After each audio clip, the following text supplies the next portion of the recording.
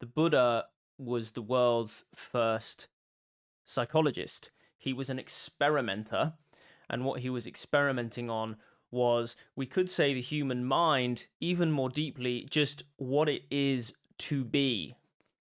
Awareness, consciousness, this strange condition that we find ourselves in, able to witness, to observe, to experience. What is all of that? And why is it, he wondered, that we're always so fucking dissatisfied? That's the basic problem that he set out to solve. Why are we all so fucking dissatisfied, even though by the time we're experiencing something, we have no choice about it? The experience is right here, and it may be a painful experience, but what he came to see in time was that the dissatisfaction part is optional. The dissatisfaction part is optional. But most of us don't think so. Most of us feel like, before we train the mind, before we start to examine this stuff, that a bad experience comes along, bad, that's a value judgment, and we must be dissatisfied about it. We were all taught to attempt to arrange circumstances to our liking. And then, of course, when they're not to our liking, either we didn't try hard enough or we're a victim. It's take our pick. No one in our culture told us to, quote, look within and start to consider the mechanics of dissatisfaction. No one thinks, how is it that dissatisfaction even works? Because of this blindness, because of this ignorance, we're all running around trying to change our circumstances, trying to get all our little ducks in a row. But what the Buddha saw was that it's in the nature of ducks to wander off. In other words, it's in the nature of circumstances to change. Circumstances always change. And so if we invest our happiness in those circumstances, we're going to be disappointed. Sooner or later, we're going to be disappointed. How many times have you tried to change your circumstances only to find either changing the circumstances doesn't actually improve your degree of satisfaction, or that the satisfaction that you get from changing those circumstances is fleeting, doesn't last as long as you would like? It's such a shame that we're never told about an alternative. It took me 30 years to find a teacher who could tell me about the alternative. And what he told me was that it's not that we'll be content when things fall into place. We can spend a whole lifetime waiting for things to fall into place, but rather it's that we'll be content when we stop wishing things had fallen elsewhere. It's the wishing that's the problem. Wishing that things were different is the ultimate problem. And acceptance is the answer. Now, you might think, well, yeah, okay, Dan, but, what if I find myself locked up in a prison in a foreign country where perhaps living standards are not so great across the board? Certainly not for convicts.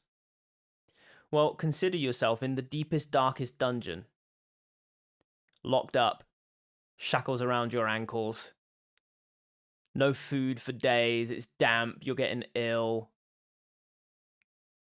Shitty situation. No one's denying that.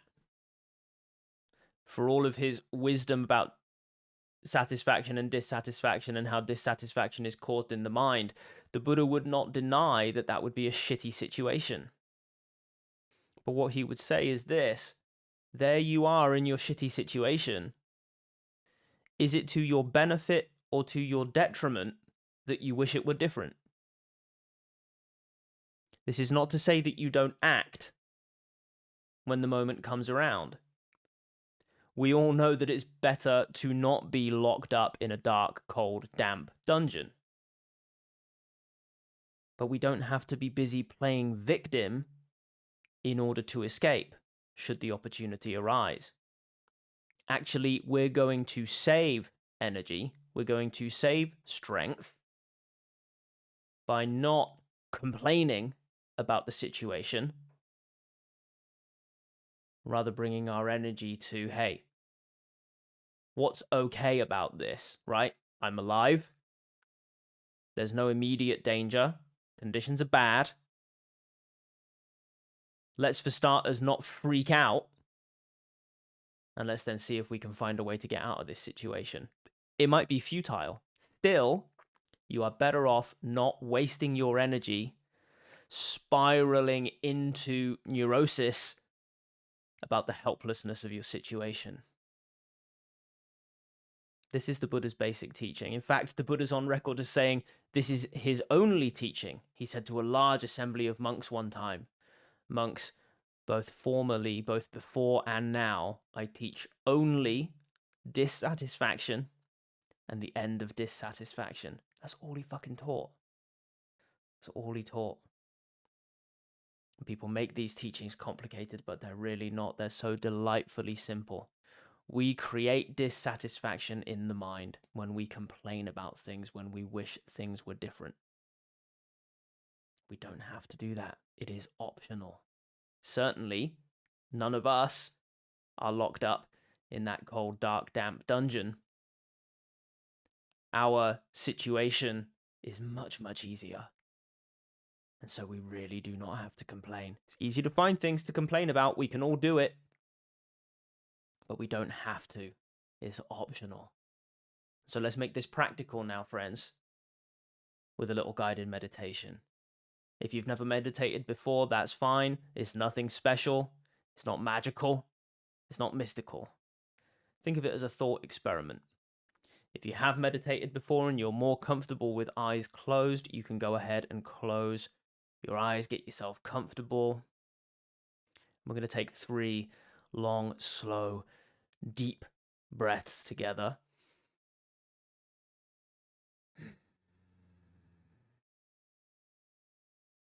Continue as I continue speaking.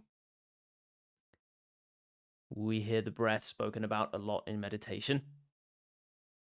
It's for a few reasons. 1, everybody has one. 2, it's always around. 3, a long, slow, deep breath actually sends a message to your physiology that you are safe, that everything is fine, you're not running from a predator.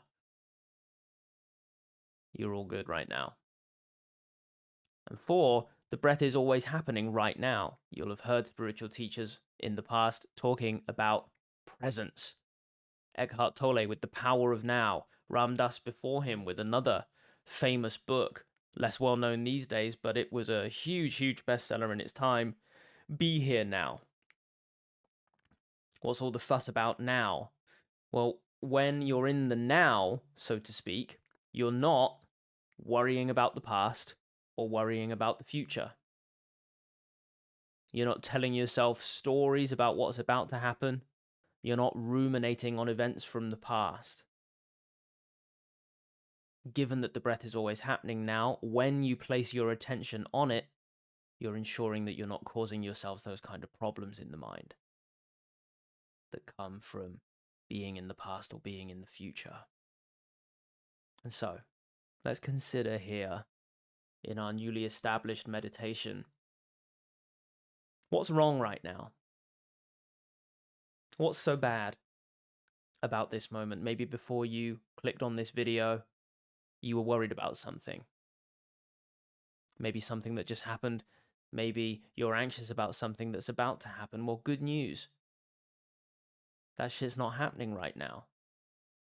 All that's happening right now is precisely this. And whatever this entails, it can't be as bad as that cold, dark, damp dungeon. So let's chill for a second. If you've got time to watch this video, you're likely among the safest individuals in the world. That's great. So we're tweaking your perspective here to say, hey, things are pretty good right now, actually, all things considered. And yes, I get wrapped up in the details of my life. I get wrapped up trying to change circumstances to my liking. But I know that's never worked to bring you permanent happiness unless you're one of my friends watching this video who's already advanced in your practice. You've already given that up.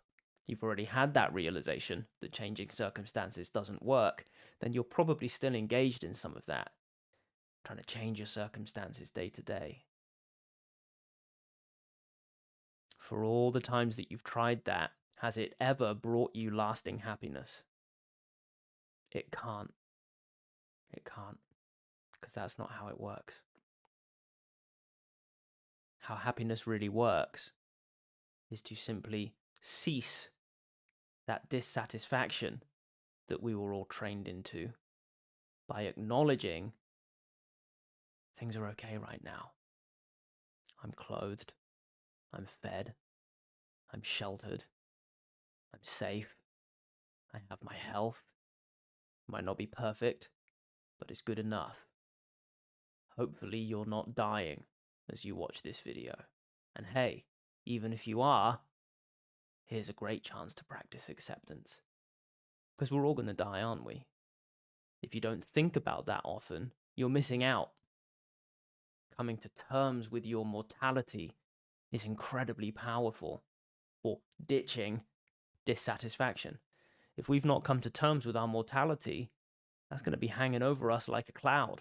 There's always going to be a degree of dissatisfaction because we know death is coming for us. We know at a very deep level we are all going to die. Let's come to terms with that. Let's make peace with that. And what does this do? It helps us to enjoy this moment right now because we know it's finite. We know life is temporary. So we value it more. We make more of it. So I hope I've been able to convince you in this short meditation, contemplation, thought experiment that things really are not so bad. The mind is wired for worry and anxiety and guilt and shame.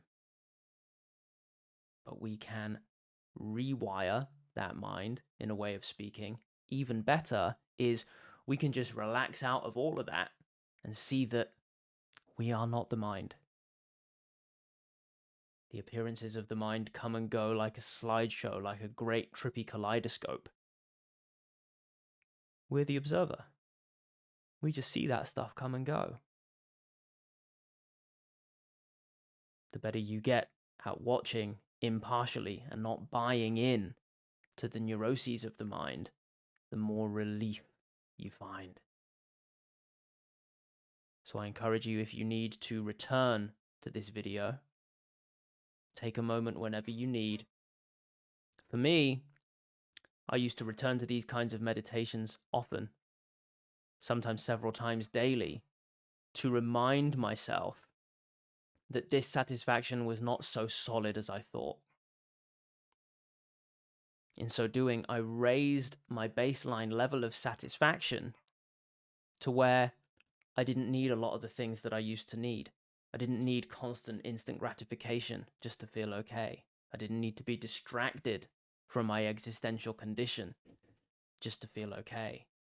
Because I'd figured out how satisfaction and dissatisfaction works, and that dissatisfaction is optional. So come back here whenever you need. As you keep returning, here's how it happened for me. I just needed the videos or the talks or the books less and less and less. Less and less did I need to hear from someone else, hey, dissatisfaction is optional. I gained evidence for it more and more in my own life, and then I was my own reminder. This is the way to true, lasting happiness. And I want that for you, friend. So, I'm here. More videos coming. You can read my newsletter. Tons on there about happiness, satisfaction, dissatisfaction, and how we can use this great truth, this realization that the Buddha gave his life to sharing, how we can use this to improve our lives across all areas: relationships, business, health, the whole thing. I'll see you soon.